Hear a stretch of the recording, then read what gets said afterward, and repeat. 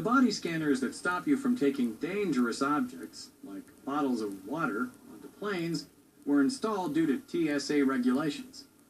As head of the Department of Homeland Security, Michael Chertoff required every airport in the country have those scanners installed. For our safety, of course.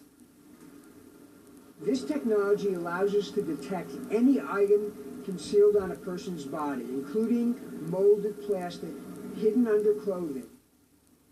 The scanners themselves are built and installed by a company called Rapiscan.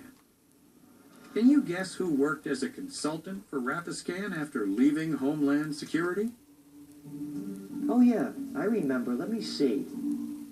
Chertoff. He was the head of the Homeland Security right after the underpants bomber. Right after that happened, Chertoff, whatever his name is, he appeared on all the national media. We have to get them X-ray machines in there. Rapid scam. Somebody's scam. That's the name of the company. Yeah, but they X-rayed. They X-rayed it.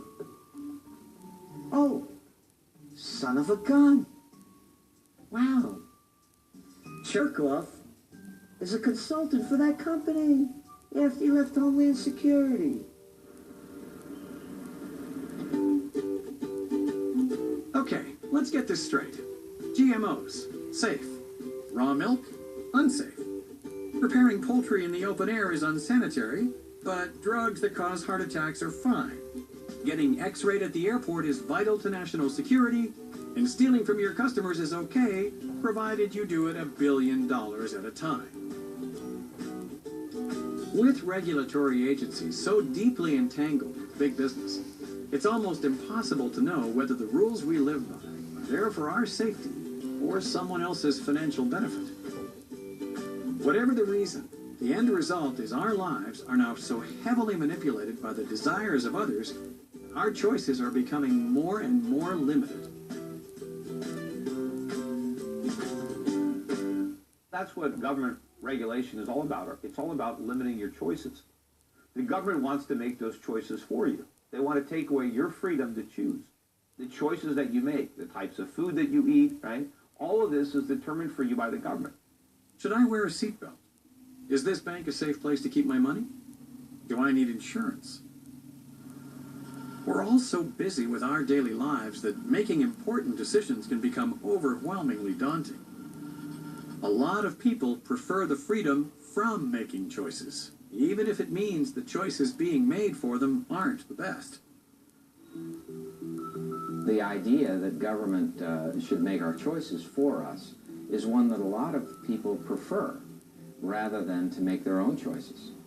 But once the point is reached, like in the former Soviet Union, when choices are made for you by the government to such an extent that it destroys the economy, that it destroys free agency, that it renders everyone a servant, and the state a master, then at some point individuals come in large numbers to the conclusion that they're not getting what they were promised, that they are overtaxed, they're overregulated, that their choices are limited, that paternalism is disgusting, it's caused me heartache, and I'm going to reject it. I want my freedom. These attempts to control increasing amounts of our personal lives have some people very concerned. So what practical options are left? Identifying the root of the problem is a good place to start. The issue is there's this merger of what would appear to be private enterprise and government. And the only way to break it is to restrict the power of the state. Once you give the state the power, the authority over our lives in all these areas, then there's no stopping it, because then the individuals who are in those fields of providing medical services, monetary services, banking services, power and gas and oil and all these services, they will gravitate to the government, buy off the politicians, make the mergers, pass the laws to their best interest, and the average, the gum-chewing public thinks, oh, well, isn't that nice? Well, we voted for these guys, so I guess it's in our best interest. They don't get it.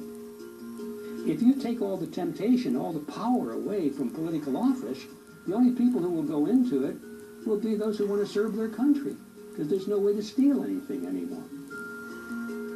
The only idea that I have, as far as trying to make government smaller, is that in the United States, we've got the Constitution, but every government could pass some sort of amendment to their Constitution or whatever that says that for every law, act, code, or regulation that these screwballs want to pass, that they've got to find 2 old laws, codes, acts, or regulations that they have to repeal. That's the only way that I can think of making government smaller. And the same thing goes for all of the agencies. If they want to open up some other agency or department, they've got to close too. Individual freedom is what defines humanity. Although laws and regulations can make us feel safe from the threats we may face, all the safety in the world means nothing without the freedom to live as you choose.